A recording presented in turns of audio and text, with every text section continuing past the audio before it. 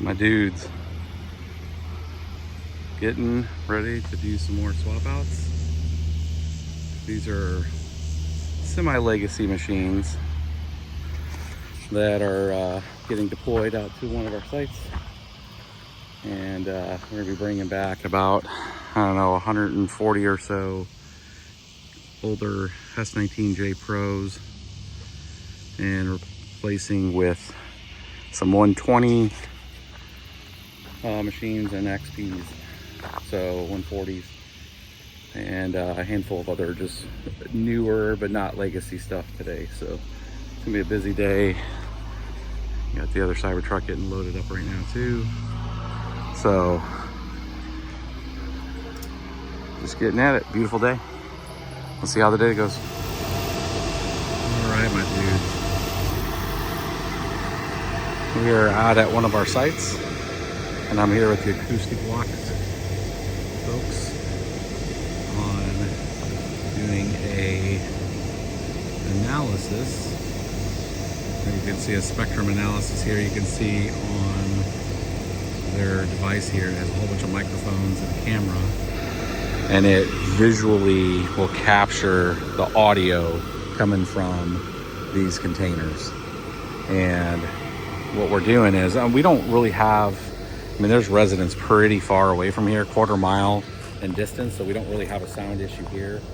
I mean, this is 5 megawatts of Bitcoin mining, so it's not like these larger sites that are, you know, hundreds of decibels. I mean, I'm having a normal conversation with you right now, and it's not really, you can't really hear it that much. It's probably about 60 some odd decibels right here, only less than 50 feet away. So it's pretty quiet, from, you know, well within a zoning requirement, but this is just an analysis. As we start to build more of these sites, we want to have really clear and concise data on where does sound come from and how do you mitigate it, because it is important if you're next to a community, and you know, as things start to move to hydro, you know, you'll just start losing the sound of these things like this, but you still probably want to have some kind of acoustic shielding at some point on sites that are going to be close to communities. Again, this is a very rural area, so there's not much out here. We're not disrupting anybody out here. This is not bothering anybody. We haven't had any complaints or anything. So, but it's more of just being a good steward in the community too on future builds, making sure that you have pretty good setup here. So I'll show you guys some of the data that comes from this as we get a couple different sites. We're going to try a couple different spots rather, from just seeing where does the sound go, and then if there was ever a mitigation exercise, you know, you could go through and do this with their acoustic matting, which they have patented tech on that. So stay tuned, guys. We'll see some more on this.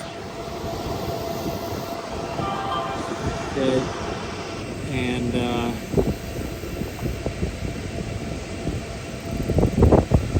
And then over here, it's see how there's a line right there, and then you make the line more noticeable. I'm gonna move this over. So right there. See how these are darker, and these are lighter colored? Where that line is, it's where the visual stops. From there to here. Got it. So I can control that by these two settings right here. So I'm gonna say, okay, let me just look at the frequencies.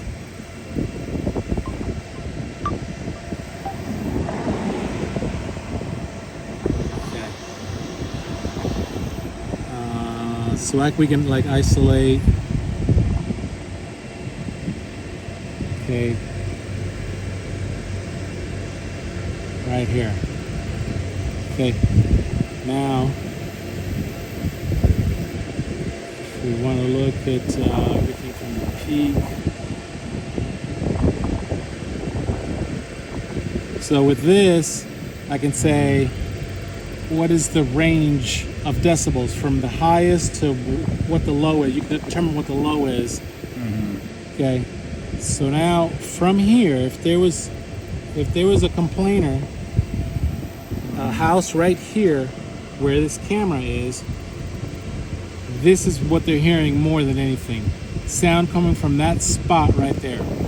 they're not hearing so much sounds that are coming off the sides. They're hearing sounds that are coming off of that spot right there, which is just below that logo.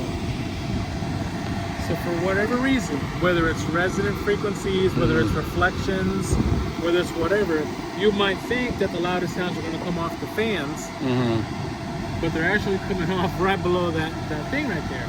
So if you had a house here, first thing you want to do is you want to, right there, put your best acoustic shielding right there, and then which, I mean, kind of makes sense if you think about it, because I mean the fans here are running at 50 hertz, and the top speed of those are like close to 3,700 RPM. The fans on the inside, which is where the air intake is where all the A6, you're hearing the A6, right? And that's a higher frequency. They're 6,000 RPM. They're running a lot screaming, and so it coming out of the intake lane makes sense that it would be wrapping, you know, around that front there, because those are going to be a lot lower RPM, a lot lower hum.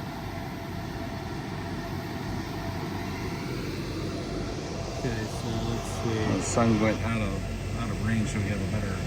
Okay, now see what I did is I lowered. Actually, what I did is I increased the range. See, now it's starting to spill over into the fans. Because what I did is I said, okay, well, give me a bigger range, pick up more of a range. So from the highest decibel, which is right here, 70. Peaking at about 70 from our distance right now. 72, I think, is the highest I've seen it. And then, okay. So I'm gonna go ahead and record it. Right now it's recording everything to a file, so that in the office we can go in and make all of these adjustments in the office. Because since it has all of the data, all frequencies, all decibels, everything.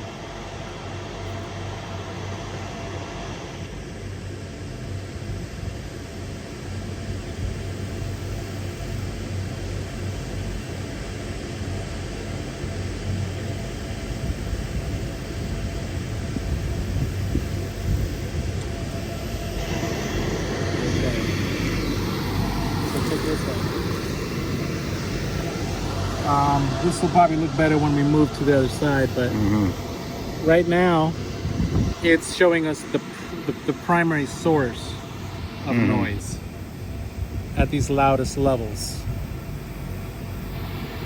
Okay. So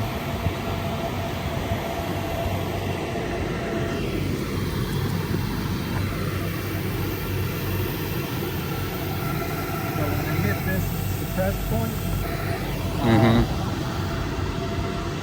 This right here, I'm going to put it right, let me make this a little smaller.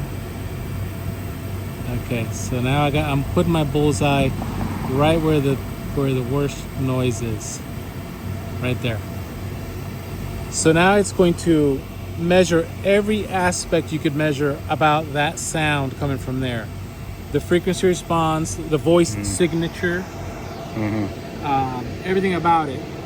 And then when I hit this button, it's going to go look for other places that have the same signature, and it's calling it the primary reflection. So these sounds, we're going to see where they're bouncing off of. The sound that's primarily coming from right there. We're about to see where else does the sound signature is exactly the same, so that we know it's noise reflecting from here. And it could be noise, you know, that is actually traveling inward. Well, let's see. Let's see if it is. Okay, now that blue line is on, and you see it's no longer there. Okay, so there is reflection. Let's see if we bring this down.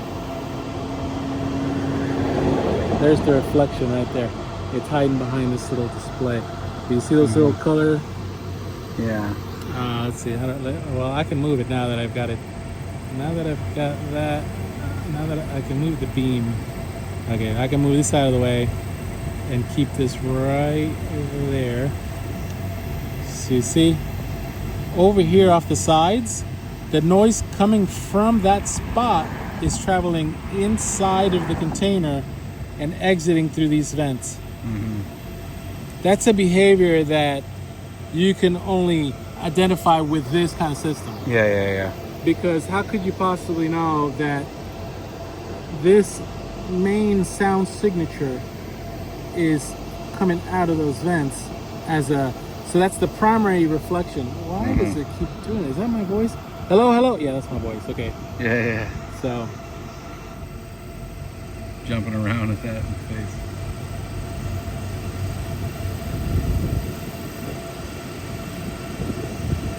Yeah, you can see it kind of like an amoeba on the side of the container. Yep, that is actually a reflection from here. So in other words, without really knowing what's going on, someone might think, well, look, that's where the sound is coming from. No, that's where the primary reflection is hitting. Somehow it's bouncing off of this area and traveling out these vents. Because you see all the other vents are quiet. You see how all the other vents are quiet? They have no color on them. So it's just these lower vents, especially that one and that one, that for some reason is reflecting that noise. Or it could be just the resonant frequency of the ASICs themselves, and it's punching through the hot lane, maybe out, and it's the same notional sound that's coming from the intake side. Because potentially that's at play, but it's backwards from that. The sound that you're describing is hitting that spot. Got it. Okay. So it is amplifying that sound that you were talking about. And from there, it's creating the resonant frequency and the signature of the voice of that sound.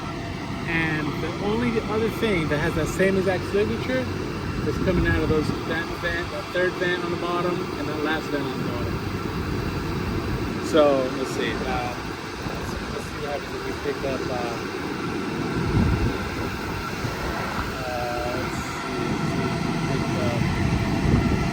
Decibels worth of sound. For the most part, let's see.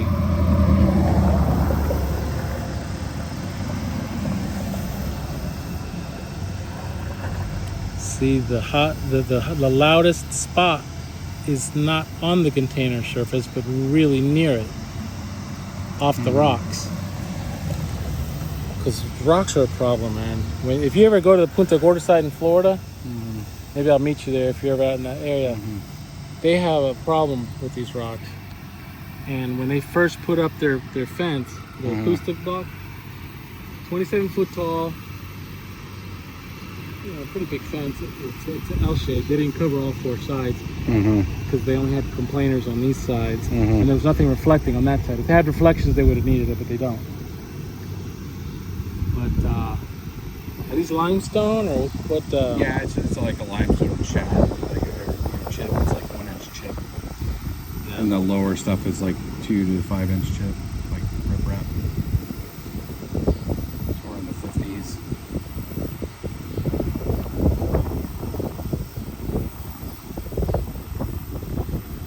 See how the wind's changing it? Yeah, the wind is literally blowing it further out to the rocks. Yeah, it's taking it down below 50. It really comes down to where the wind's blowing, because it's blowing behind us right now. And it dropped it 10 decibels almost.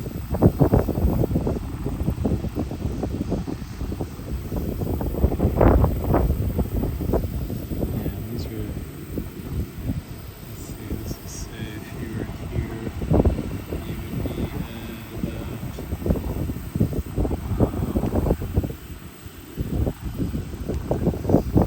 right there, 63 hertz. It's over 60 hertz. Sound speed's 342 feet, or that's meters, right? Yeah, 342 meters a second. So this frequency is 60. And I want to say we're probably 70 feet. No, we're over 100 feet right now away. because I think the distance here, no, we're probably about 125 from the edge of that container, and it's below 55 unless the wind's blowing this way, and then it raises it to 60.